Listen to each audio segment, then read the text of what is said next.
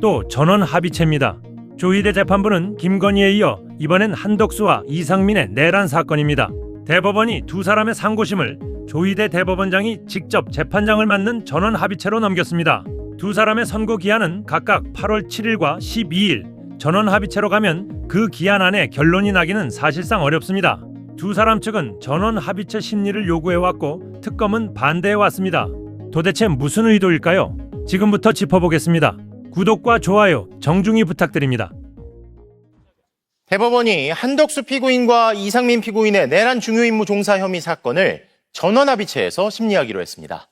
조희대 대법원장이 재판장을 맡는 전원합의체에서 12.3 내란 등에 대한 법적인 판단을 내릴 걸로 보이는데요. 김건휘 기자가 보도합니다. 대법원이 내란 중요임무 종사 혐의를 받고 있는 한덕수 전 국무총리와 이상민 전 행정안전부 장관 사건을 전원합의체에서 심리한다고 밝혔습니다. 국민적 관심도가 매우 높고 역사적으로 사법적 평가가 필요하다고 판단했기 때문입니다.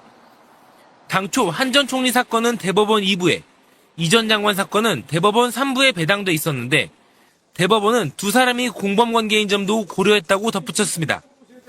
한 전 총리는 국무회의 부의장의 의무를 다하지 않고 불법 계엄에 가담한 혐의 등으로 1심에서 징역 23년, 2심에서 징역 15년을 선고받았고 비상계엄 당일 언론사 단전단수 지시를 한 혐의 등을 받는 이 전 장관은 1심에서 징역 7년, 2심에선 징역 9년을 선고받은 상태입니다. 아직 윤석열 전 대통령의 내란 우두머리 혐의 사건이 2심에 머물러 있기 때문에 대법원은 두 사람의 재판에서 먼저 12.3 비상계엄이 내란인지에 대한 판단을 확정지을 가능성이 높았습니다. 그 사법적 평가를 대법원장이 재판장을 맡고 대법관 대부분이 참여하는 전원합의체를 통해 내리려는 것으로 보입니다. 또한 대통령 견제 책무가 있는 국무총리가 내란이 벌어지는 것을 방치했다는 이른바 부작위 혐의에 대해서도 치열한 법리 논쟁이 있었기 때문에 전원합의체가 기준을 마련할지 주목됩니다. 다만 결론이 늦어지는 것도 사실상 확정됐습니다. 특검법상 상고심 선고 기한은 한 전 총리가 오는 7일, 이 전 장관이 12일이었습니다. 그동안 한 전 총리와 이 전 장관 측은 전원합의체 심리를 요구해왔고 특검은 반대해왔습니다. 자, 법원 관련된 뉴스 일단 조금 전에 나온 속보부터 좀 전해드리겠습니다. 이상민 전 행안부 장관 그리고 또 한덕수 등등해서 지금 전원합의체 넘겨졌다라는 속보가 조금 전에 나왔어요. 이거 어떻게 해석해야지 제가 기사만 좀 속보만 봐서 네. 막 소부에서 한 분의 재판관이 올리자고 했을 가능성이 높습니다. 그러니까 이 법리를 이제 다투는데 아마도 내란 부분 이런 부분을 내란 주요 임무 종사 관련된 거죠. 예. 그 판단을 아마 하는 저는 개인적으로는 좀 이런 생각을 해봐요. 예. 개인적 생각이긴 합니다. 이 재판부마다 조금 차이가 있었어요. 그 윤석열 재판하고 예컨대 한덕수, 이상민 재판들이 그 이진관 판사가 했을 때하고 또 2심 가서 차이가 그렇죠. 있기 때문에 예. 그걸 좀 정리는 할 필요가 있는 거거든요. 그런 의미에서 전원합의체 간 거 아닌가라는 생각을 해봅니다. 맞는지는 알 수 없지만 지금 대법에서 지금 입장이 나온 것은 국민적 관심도가 매우 높고 역사적으로 사법적 평가가 필요한 부분이다. 맞네요. 두 사람이 공범 관계에서 함께 심리될 필요가 있다. 네. 왜냐하면 그 얘기는 했었잖아요. 한덕수, 이상민 내란 주요 임무 종사. 그 뭐랄까 죄값은 비슷한데 나온 형량이 너무 차이가 났었잖아요. 그래서요. 플러스 8년, 네. 마이너스 8년 뭐. 예. 제가 그 말씀하기 저거거든요. 같이 올려가지고 내란도 아마 이진관류의 재판이 맞냐 아니면 타 판사가 했던 류가 맞냐 그것도 정리를 해야 되고요. 어떻게 구성할지도 정리해야 되고 형도 좀 차이가 있어요. 누구 만나면 적게 받고 그렇죠. 누구 만나면 많이 받는 모습이기 때문에 그거 정리하는 의미의 전원합의체지 뭘 무죄를 주거나 무슨 무슨 나쁜 짓 하려고 하는 거나 뭐 또 우려하는 분들 계시니까. 왜냐면 이제 이거 판을 엎으려고 그러는 거 아닌가? 그건 어렵다. 이게 이제 그 김건희 씨 재판 이런 거랑 비교를 하면 뭐가 다르냐면 형량이 10년 이상이 나온 사건이죠. 한덕수 씨 재판 같은 경우에 형량이 10년 이하짜리 재판이면 지금 현재 전원합의체로 넘어갔다라고 하면 그 앞에 법리와 관련된 뭐에 반대 의견이 있었구나라고 생각할 수가 있는데 형량이 10년 이상이면 그 양형의 부과 자체도 대법원 심리가 되거든요. 그러니까 방금 박지원 변호사님 정확히 지적하신 것처럼 이 형량 자체의 조정. 그러니까 이게 지금 이 형량이 맞느냐 라는 것까지 대법원의 판단 대상이 되기 때문에 전원합의체로 넘어갔다고 해가지고 이것이 뭐 무죄, 뭐 법리적으로 문제가 있다 이렇게 판단될 것 같지는 않아요. 그러니까 통상 그 15년 구형을 기준으로 봤을 때 플러스 8 됐던 게 한덕수, 네. 23년, 네. 마이너스 8 됐던 게 이제 이상민 7년. 그러니까요. 그게 16년 차이. 이거 왠지 전원합의체에서 15년으로 퉁치는 거니까. 그게 맞죠. 산수로 아, 봐도. 네. 그렇게 가야죠. 아, 둘 다 제가 내가- 봤을 때는 내가 대법관을 해야 아니요. 똑같아요. 산수예요. 한덕수하고 이상민하고 저는 아. 비슷하거나 예. 1, 2년 차이라고 봐야 되지. 아. 그렇게 많이 차이 나면 안 되거든요. 아. 한덕수는 억울하거든요. 음. 그것도 제 전원 합의체에서 해결을 해줘야 된다. 그래서 이게 이제 이 건에 대해서 미리 알아셨는지 모르겠으나 그 전당대회에서 송영길 후보가 긴급 기자회견을 했어요. 긴급 기자회견 내용이 조희대 대법원장 탄핵시키겠다. 예. 네, 본인이 당대표가 된다면 그 얘기를 꺼냈죠. 예. 일성으로 조희대 대법원장 탄핵시키겠다. 저는 압박이라고 봅니다. 사실상. 법원에 왜냐면 대한 예. 장난치지 마라. 내란의 사건을 가지고 이제 지금 우리 두 변호사께서는 법률적으로 풀이를 해줬지만 정치적으로는 이게 지난 대선에서 조희대 대법원장이 했던 누가 보더라도 납득할 수 없는 행위가 있기 때문에 또 이 내란의 사건에 대해서 뭔가 아까 뭐 숫자로 시작되는 거지만 뭔가 손을 수작이라고 예. 했죠. 하여튼 뭐 그런 행위들이 죄송합니다. 있을까 봐 해서 이제 저는 정치적으로 한번 딱 그 차단막을 치고 아니 그런 그러니까 것 지금 같다. 저희 댓글창에도 올라오지만 이제 조희대 대법원이 보여줬던 행태가 지금 여기는 항상 상식을 파괴했지 않습니까라고 얘기를 하고 있어요. 그러니까 일반적인 생각 속에서는 내란 중요 임무 종사를 했거나 이런 사람들에 대해서 뭐 당연히 이제 무거운 처벌을 받아야 된다고 생각하는데 이재명 대통령 그 뭐야 파기환송 케이스를 봐도 그렇고 이게 통상의 이제 법상식이 아닌 무언가가 툭툭 튀어나올 때가 한 번씩 맞아요. 있었기 때문에 그것에 대한 우려들은 또 가지고 계신 것 같아요. 그러나 지금 이제 법조인들의 판단은 그러니까 양형에 대한 조율이라든지 아니면 이제 앞서 대법원 입장도 나왔지만 국민적 관심이 높고 역사적 기록을 남겨야 될 정도의 것이기 때문에 뭐 소부에서 이제 결정되는 것이 아니라 전원 합의체 뭔가 이제 형식을 더 갖추겠다 뭐 이런 것으로 또 이해를 해도 될 것 그럼 같습니다. 이제 다 그럴 건가요? 한덕수, 이상민 말고 내란 중요 임무 종사자들을 다 그렇게 할 거예요? 이거 뭔가 좀 저는 사실 찝찝해서 정치적으로 봐선 그래요. 이게 조희대 대법원장이 이어서 더 그렇고. 그렇군요. 이거 내란 사건에 대해서 물론 이제 양형에 대한 차이가 있고 뭐 법률적으로 판단할 수 있으나 소부에서 처리할 수 있으면 해야지. 그러면 사사건건 모든 게 전원 내란 합의체로 이 간다면 쿠데타가 당연히 국민적 관심사가 다 높지 안 높겠어요? 아니 그건 어때요? 전원 합의체로 가면 시간이 더 걸립니까? 하긴 나름 아닌가 싶어요. 그러니까요. 네. 예. 그래서 나는 이게 또 전원 합의체로 넘기는 게 일종의 시간 끌기 이런 어떤 뭐 우려는- 예전에 이재명 대표 뭐 그거는 뭐 더 빨리 하지 워낙에 예. 않았습니까? 뭐 정치적인 부분도 뭐 없잖아 있는데 부담스러울 겁니다. 아. 끌기에는. 아하. 저도 뭐 정주 소장님 말씀 일부 동의를 하지만서도 그런 우려 때문에 대법원에서 장난치는 모습을 보이기는 어렵지 않나. 뭐 대법원장 혼자서 뭐 어떻게 하려고 하겠지만 많은 대법관들이 있어요. 아니 그러니까 이 못합니다. 저는 못할 조희대 것 대법원장에 대한 불신이랄까요? 이게 아, 일단은 지금- 크잖아요. 지금 지금 노태학 대법관 임명 안 하고 그렇죠. 있는 거- 노태학 대법관 후임 계속 재청 미룬 상태인데 지금 이흥구 대법관 후임 후보는 지금 4명이 또 발표되어 있는 상황이기도 하고요. 이거 이렇게 진행해도 되는 거예요? 그거는 굉장히 위헌적 행위를 하고 계신 거예요. 그 그 한덕수 그 권한대행 시절에 그 헌법재판소 재판관 임명하지 않은 거, 그렇죠. 그거 위헌이라고 헌법소원을 냈던 게 전데요. 음. 그 전데요. 네. 아니 이게 이미 판례로도 나와 있고 예. 이거는 제청을 할 수 있는 게 아니라 제청을 해야 하는 의무이고 국가기관의 기능 마비 상황인 거예요. 그러니까 지금 이렇게 시간을 끌면 되느냐는 거죠. 이렇게 되면 전원합의체 판결이 지금 현재 12명이 진행을 해야 되는데 이러면 짝수가 진행되니까 6대6이 나올 수가 있다니까요. 전원합의체는 그렇게 진행이 되면 안 되는 거예요. 우리나라는 캐스팅 보트제가 없기 때문에 이 6대6이 나오게 되면 상고기가 되는데 이런 제도적 지금 기능이 하여튼 마비가 되는 이런 상황을 위헌적 행위를 하고 계신 겁니다. 그럼 이건 어떻게 강제할 수 있는 방법은 이제 김인석 후보가 얘기한 탄핵 이거 말고는 없는 거예요? 김민수 후보가 아니라 송영길 후보. 네. 아니 그렇죠. 조희대 탄핵을 얘기했던 송영길 후보가 오늘 송영길 얘기하셨죠. 후보 오늘 얘기했죠. 그 김인석 후보도 이 얘기를 했었거든요. 김민수 아, 후보 그래요? 언제 얘기했어요? 어제? 이틀 전인가 사흘 전인가? 네, 예. 그러면 뭐 둘이 걔를 같이 하니까 뭐 그랬나 보죠.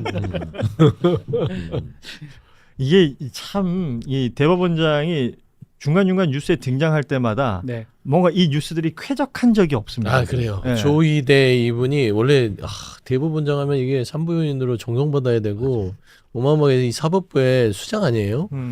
근데 존경이란 말도 붙이기도 참 그래요. 네. 그냥 앉아 계시는 거예요. 제 개인적으로는. 사실 뭐 임기도 거의 다 채워가고 있는 거라 그 임기 끝날 때까지 만약에 이 양상이 진행되는 거라면 앞서 말씀하셨지만 대한민국 법원의 가장 윗단이 지금 멈춰 있는 거잖아요. 네. 그러니까 이 부분에 대해서 문제제기가 당연히 있어야 되고 이것도 개선이 되어야 된다. 한덕수 전 총리에게 징역 23년을 선고한 1심 재판부는 대통령실 CCTV를 유의미한 증거로 봤습니다. 오히려 윤석열에게 국무회의 심의를 마쳤다는 취지로 고개를 끄덕였습니다. 비상계엄이 선포된 직후 한 전 총리와 이상민 전 장관이 단둘이 남아 문건을 보는 모습. 재판부는 두 사람이 윤석열 전 대통령의 지시사항을 논의한 거라고 판단했습니다. 이상민과 특정 언론사 단전 단수 조치 지시에 관하여 긴밀히 협의함으로써 이상민으로 하여금 그러한 지시를 수용하고 이를 이행하도록 하였습니다. 윤석열 전 대통령을 포함해 계엄 전후 정부 고위 관계자들의 모습이 담긴 대통령실 CCTV는 이상민 전 장관 재판에서도 증거로 쓰였습니다. 특검은 이 전 장관이 품에서 꺼낸 문건을 한 전 총리와 공유하는 모습에 주목하면서 웃는 표정까지 수차례 강조했습니다. 어떤 이유에선지 피고인께서 좀 웃으시는 듯한 그런 장면을 확인할 수 있습니다. 총리님께서 그 피고인께서 건네준 문서를 좀 유심히 살펴보시는. 하지만 이 전 장관 측은 CCTV의 한계를 지적했습니다. 이 대화 내용은 엄격한 증명이 대상이 되어야만 합니다. 그런데 CCTV 영상으로는 대화 내용을 알 수가 없고 지금 현재 문서의 내용도 알 수가 없는 상황입니다. 이에 대해 재판부는 소리가 담기지 않은 영상만 가지고 대화 내용을 판단할 수 없다는 뜻을 내비쳤습니다. 내란과 관련된 주요 임무에 대한 것을 협의한 것인지 여부는 음성이 없기 때문에 확인이 안 돼요. 그냥 요런 형태의 모습이 두 사람 간에 오갔는지 여부만 영상으로 확인하면 되고. 특검 수사 과정에서 뒤늦게 확보된 대통령실 CCTV가 이 전 장관 사건에는 어떤 영향을 미칠지 이제 재판부 판단만 남겨두고 있습니다. 네, 속보 전해드리겠습니다. 이상민 전 행안부 장관이 내란 임무 종사 혐의 1심에서 징역 7년을 선고받았습니다. 15년 구형에 7년. 저는 너무 작다고 생각하는데요. 전홍규 변호사님 전화 연결해 궁금한 내용 물어보도록 하겠습니다. 네, 변호사님 안녕하세요. 네, 안녕하십니까? 네, 스픽셋은 전화 연결이 처음인 것 같은데요. 궁금한 내용 바로 들어가도록 하겠습니다. 특검이 징역 15년을 구형했으나 재판부는 7년을 선고했습니다. 한덕수 23년과 비교했을 때 너무나도 낮은 것이 아닌가라고 생각하는데요. 변호사님 말씀 궁금합니다. 제가 생각해도 너무 낮은 것 같습니다. 일단은 구형 자체도 15년이 너무 낮다고 생각했는데 그에 비춰서 또 절반밖에 안 되는 7년을 선고했다는 것은 이 내란을 바라보고 있는 재판부의 시각이 과연 적절한지에 대해서 의문을 갖고 있습니다. 네, 재판부가 무엇은 유죄를 선고하고 뭐는 무죄를 선고했습니다. 이거 구분 좀 해주십시오. 총 3가지 혐의가 있었는데요. 네. 첫째로는 내란 중요 임무 종사와 관련돼서는 유죄를 선고했고 위증과 관련돼서는 일부 유죄, 그다음에 직권남용 권리행사 방해죄에 관련돼서는 무죄를 선고했습니다. 위증은 일부 유죄, 또 무죄가 있다는 건데 그럼 하나하나 한번 짚어보겠습니다. 우선은 재판부가 단전 단수 지시를 단순한 행정 업무가 아닌 내란 중요 임무 종사로 본 핵심적인 이유는 무엇입니까? 김용현의 진술, 대통령실의 CCTV, 소방청 관계자들의 진술 등을 통해서 네. 이 지시 사실이 확인이 됐습니다. 그리고 피고인이 고위공직자이기 때문에 또한 법조인으로서 비상계엄의 요건을 잘 알고 있었고 국회 봉쇄 상황을 인식하고 있었던 점을 볼 때는 내란의 고의와 국헌문란의 목적이 있다고 보았습니다. 그럼 위증은 일부가 유죄가 되고 나머지는 무죄라는 말씀인가요? 네, 그렇습니다. 그러니까 문건 수령 및 이행 지시 사실, 소방청장에 대한 협조 지시 사실, 네. 이런 것들에 대해서는 목격한 사실이 없다고 이제 허위로 증언을 했었고, 그렇죠. 윤석열이 기획재정부 장관에게 문건을 전달하는 장면을 목격했는지 여부는 불분명하여 단순히 기억하지 못했을 가능성을 배제하기 어렵다고 하여 그 부분은 무죄로 봤습니다. 아, 그렇군요. 그럼 내란 가담은 인정하면서도 왜 직권남용 권리행사 방해 혐의에 대해서는 왜 무죄로 선고했죠?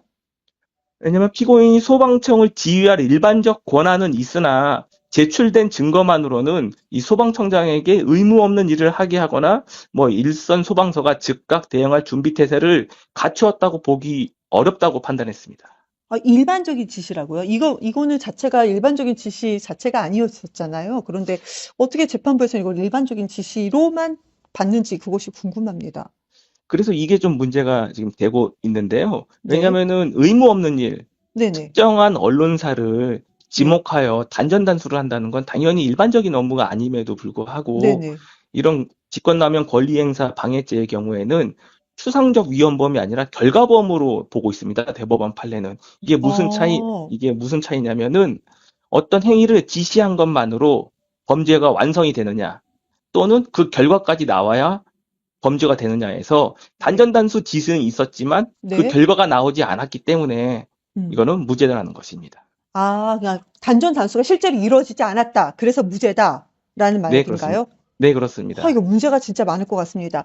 그럼 다음 질문 들어가겠습니다. 헌법재판소 탄핵 심판에서 이상민이 지시받은 적 없다고 한 발언이 유죄로 인정됐습니다. 이것이 본래 그 내란 혐의 형량에는 얼마나 큰 영향을 미쳤을까요? 지금 형량 자체가 너무 낮게 나왔기 때문에 뭐 이 부분이 정확히 몇 년이라고 말씀드리기는 어렵겠지만 전체적인 형량을 계산함에 있어서 일부는 충분히 되고 한 1년 내지 2년 정도는 네. 이런 위증으로 인한 형량이라고 생각합니다. 저는 개인적으로 매우 궁금한 질문인데 구형량의 절반 수준으로 감형이 된 이유가 뭔지 정말 모르겠습니다. 저도 좀 많이 궁금합니다. 근데 이제 재판부에서 뭐 이러한 판단을 한 이유가 무엇일까라고 검토해 본 결과 네. 일단 비상계엄 선포 전부터 내란을 모의하거나 뭐 예비한 정황이 없다. 그리고 반복적으로 뭐 지시를 점검하거나 뭐 매우 적극적인 가담을 하지 않았다. 또한 실제 단전단수 결과가 발생하지 않았다. 이러한 점을 근거로 들고 있습니다. 그러니까 사전 모의 정황이 없다. 내란 사전 모의 정황이 없다. 단전 단수가 미실행됐다라는 거죠. 그렇죠. 게다가 한덕수 정청래 같은 경우에는 이런 반복적이고 예전부터 내란을 계속 모의하고 준비했다는 것이었는데 네. 이상민 정 장관은 그렇지는 않다. 이번에 뭐 잠시 가담한 걸로 보인다 정도라는 것입니다. 재판부는 그렇게 잠시 가담한 것으로 보인다라고 판단을 했다. 1심 재판부는 그런 말씀이신데요. 재판부가요. 결과 발생 여부와 무관하게 내란 책임을 면할 수 없다고 판시했습니다. 이거 어떤 의미로 봐야 하는가 궁금합니다. 일단은 직권남용 권리행사 방해죄에는 해당되지는 않지만 네. 그렇다 하더라도 이런 단전단수 조치를 적극적으로 지시를 했다는 것은 이거는 내란이라는 죄에서 벗어날 수가 없다. 그 당시 있었던 비상계엄은 내란이다라는 것을 확인해주는 판례라고 보면 되십니다. 단전 단수가 실제로 일어나지 않았음에도 이건 내란죄는 성립은 받는데 그러나 구형량에는 실제로 미실행됐기 때문에 구형량에는 좀 절반 수준으로 선고가 된 거에 영향을 미쳤다라고 이렇게 이해해도 되는 건가요? 네, 맞습니다. 좀 복잡한데 마음은 들진 않지만 아무튼 이해는 그렇게 하도록 하겠습니다. 한덕수 총리 판결문에서 이상민 전 장관의 이름이 394번이나 언급이 됐습니다. 그럼에도 불구하고 두 사람의 형량 차이가 16년이나 나는 차이는 결정적인 요인은 무언가요? 일단은 한덕수 전 총리의 경우에도 적극적으로 가담했고 지속적으로 이것을 계획하고 실행한 것으로 나오는데 네. 그에 비해서 이상민 전 장관은 그렇지 않다라는 지금 재판부의 판단이 있지 않았습니까? 네. 근데 그 차이로 인해서 이렇게 난 것이라 보지만 근데 한덕수 전 총리의 재판에서 보듯이 이상민 전 장관의 이름이 엄청 많이 거론이 됐지 않습니까? 그렇습니다. 그러니까 그런 부분에 대해서 지금 특검 측이 제대로 뭐 입증을 하지 못한 거 아닌가. 그래서 2심에서는 이 부분에 대해서 특검 측이 좀 더 보완을 해야 될 것 같습니다. 그렇군요. 윤석열 재판 궁금합니다. 결과 어떨지. 이번 판결에서도 법원은 12.3 계엄을 국헌 문란 목적의 내란으로 명시했습니다. 윤석열 재판이 19일 날 있지 않습니까? 선고가 예정이 되어 있는데 이게 윤석열의 내란 재판의 어떤 가이드라인 역할을 하게 될까요?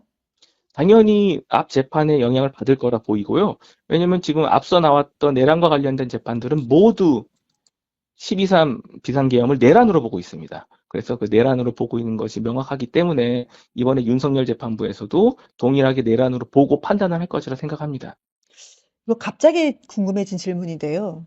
그 윤석열이 2월 19일 날, 2월 19일 날 직위원 재판부가 내란 재판부가 이제 선고를 하는데 구형이 사형이지 않았습니까? 네. 그러면 어떻게 예상하십니까? 선고는 어떻게 예상하십니까? 저는 선고도 사형으로 나오지 않을까 생각합니다. 이 부분에 대해 네네. 지금 뭐 계속 일반적으로 이거는 내란이라는 것을 사법부에서 인정하고 있고요. 그런 부분에서도 당연히 이러한 내란, 그중에서도 이 쿠데타, 자기 친위 쿠데타를 했다는 것은 네. 더욱 안 좋은 재질로 보고 있습니다. 그리고 우리나라의 민주주의를 후퇴시키고 이 국헌문란이 너무 심했기 때문에 이런 부분은 당연히 뭐 집행 여부와 상관없이 사형을 선고할 거라 생각됩니다. 네. 뭐 우리는 예상이지만 그래도 아주 시원한 답변을 해주셨습니다. 마지막 질문 드리겠습니다. 이상민 측은 여전히 정당한 업무 지시였다고 주장할 가능성이 상당히 높습니다. 2심에서 형량이 뒤집히거나 직권남용 부분이 다시 이렇게 유죄로 바뀔 가능성이 있다고 보시는지 궁금합니다. 네, 2심에서 오히려 형량이 올라갈 가능성도 저는 있다고 봅니다. 지금 이 직권남용 권리행사 방해죄가 무죄가 나온 이유 중에 하나는 이 관련돼서는 증거가 없다는 겁니다. 제출된 증거만으로는 이 소방청장에게 의무 없는 일을 하게 했다, 뭐 아니면 일선 소방서가 즉각 대응할 준비 태세를 갖췄다고 지시한 것으로 보기 어렵다는 것입니다. 그래서 이 부분에 대해서 다시 증명이 잘 된다면은 충분히 유죄가 나올 수 있을 거라 생각하고 그럴 경우에는 당연히 형량이 더 올라갈 것입니다. 그래서 계엄과 관련된 문건, 이를테면 포고령, 비상계엄 선포 담화문, 또 비상계엄 선포문, 뭐 그런 것을 본 적이 있습니까? 저는 계엄 선포 당일 대통령실에서 계엄과 관련된 문건을 보거나 받은 기억이 없습니다. 그 영상 재생 과정에서 추가적인 재생이 필요하시면 언제든지 말씀하십시오. 그 부분은 추가 재생하도록 하겠습니다. 상무부총리가 조태열 외교부 장관은 피청구인 측으로부터 A4 문건을 받았다고 하였고 김여행 장관은 이 재판정에서 증언을 하면서 이상민 장관과 행안부 장관 그리고 국정원장 증인에게도 문건을 줬다고 하는데 증인은 그 당시 특별한 문건 받은 사실이 없습니까? 저는 특별한 문건을 받은 사실이 없습니다. 이상민 행안부 증인은 당시 이상민 행안부 장관에게 김용현 장관이 이 문건 주는 거 그런 거 본 적 없습니까? 문건 주는 거를 보지 못했습니다. 네, 마지막 화면은 소리가 잘 안 들리는데요. 아니면 뭐 그 내용은 이상민 행안부 장관에게 김용현 장관이 이 문건 주는 거 그런 거 본 적 없습니까? 문건 주는 거를 보지 못했습니다.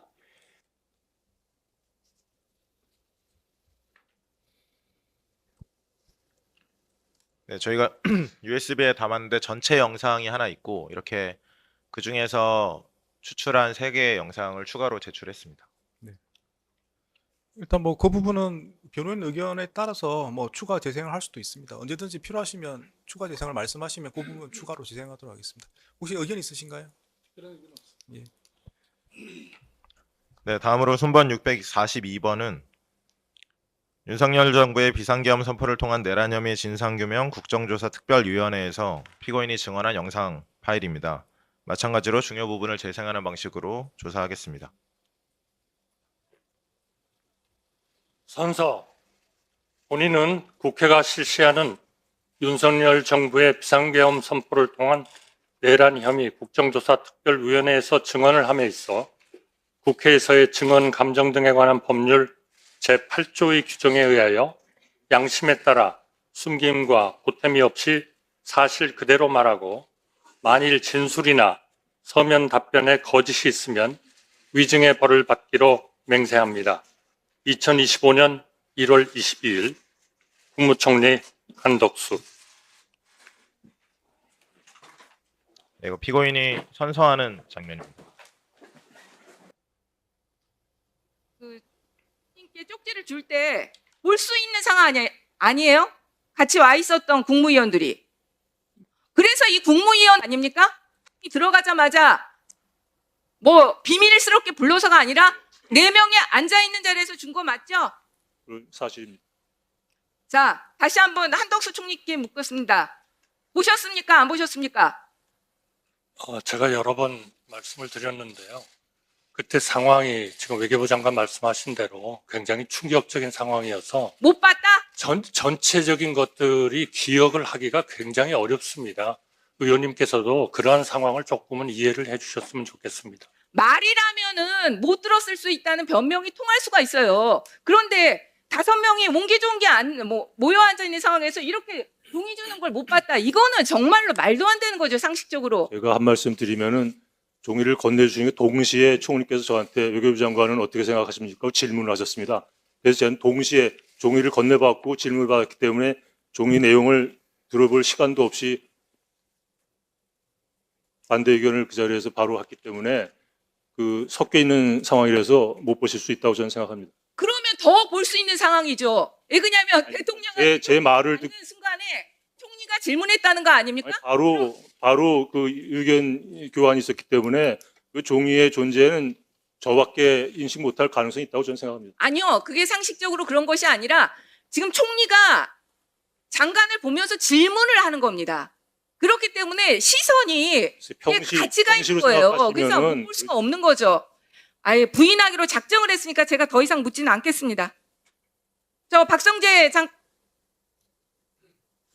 네, 다음 파일 한덕수 제정하겠습니다. 증인께 묻겠습니다. 총리님의 증언이 사실이라는 것을 전제로 몇 가지 좀 확인하고 싶습니다. 조태열 증인이 도착해서 자리에 앉으니 윤석열 피의자가 장관님 비상계엄을 하려고 합니다라고 말하고 A4 용지를 건넸다라고 증언했습니다. 기억하시죠? 저한테 그런 적은 없습니다. 아니 그렇게 그 상황에 대해서 기억하시냐고 여쭤본 겁니다. 제가 정확히 기억은 못하겠습니다. 왜냐하면 제가 우리 국정원장을 뵌 거는 아니요, 그 외교부 장관이 도착하자마자 비상계엄을 하려고 합니다라고 하면서 A4 용지를 주셨다라고 증언을 하셨거든요. 맞습니까? 저는 그거는 그 자리에 옆에 바로 계셔가지고 총리께서 그 외교부 장관은 어떻게 생각하십니까? 라고 물어봤다고 증언을 했는데 그것도 기억이 나지 않으십니까? 제가 물어본 거는 사실은 나중에 외교부 장관님이 말씀을 해주셔서 알게 된 거고요. 기억이 안 나신다는 제가 말씀이신 그거를 거죠? 물었다면은 대통령께 이 계엄에 대해서 반대한다는 의견을 좀 더 명확하게 총리님, 제가 총리님의 의도를 여쭤보는 것이 아니라 사실관계를 여쭤보는 제가 기억을 그 부분을 못 하겠습니다. 기억이 안 나신다는 얘기신 거죠. 10분 뒤에 조태용 국정원장이 그때 도착을 합니다. 그 조태용 증인한테도 국정원장님 비상계엄을 하려고 합니다. 이렇게 말했는지 여부도 기억이 안 나시겠네요. 네, 제가 그렇게 한 적은 없습니다. 네, 그 증인께서 말씀하시기로는 윤석열이 국무회의 소집 의사가 없어서 증인께서 소집을 해야 한다라고 말씀을 하셨다라고 주장을 하셨어요. 그러면 도대체 무슨 기준으로 8시 멤버를 먼저 불렀을까라는 의문이 여전히 남습니다. 그 총리의 증언이 사실이라고 하면 조태열 증인에게 A4 용지를 줬던 것처럼 각 장관들에게 임무를 하달하려고 준 것이 아닌가라는 생각이 그런 합리적 의구심이 들 수밖에 없어요. 증인께서 국무회의를 소집하려고 노력했다라는 말이 사실이라면 그 8시 장관들을 왜 불렀느냐에 대한 의문이 남는다라는 점을 말씀드리는 겁니다. 제가 대통령님으로부터 받은 서류는 하나도 없습니다. 네, 제가 그걸 여쭤보는 것은 아닙니다.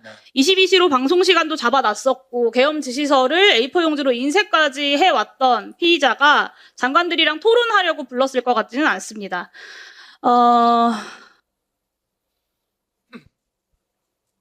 네, 이 정도 재상하겠습니다. 네, 의견 있으십니까? 지금 마지막에 그 피고인이 조태열 장관에게 문서 A4 용지 문건을 주면서 계엄을 선포하려 한다라고 하는 것을 전제로 지금 국회의원들이 여러 질의를 했는데 그 자체가 이미 이 법정에서 조태열 장관의 증인신문을 통해서 밝혀졌듯이 피고인이 조태열 장관이 왔을 때 조태열 장관에게 문서를 주거나 또는 계엄을 선포하려 한다는 이야기를 하지 않았다는 것은 이 법정에서 분명히 밝혀졌다라는 점을 말씀을 드립니다. 그래서 사실과 다른 것을 전제로 지금 국회의원들이 계속 물었기 때문에 피고인이 그 청문회가 아니고 위원회에서 진술하는 과정에서 일부 사실과 다른 내용들이 현출이 됐고 또한 지금 저희들 기소된 위증 부분은 이 부분이 아니고 그 앞서 말씀드렸던 문건을 받았는지 이런 부분이기 때문에 뒤와 관련된 것은 사실과 다르다는 점을 지적해서 말씀드립니다. 네, 말씀하신 부분은 저희가 CCTV 내용도 기억하고 있습니다. 기억하고 있고 조태일 장관 진술도 다 기억하고 있습니다. 네, 더 하실 말씀 없으시죠?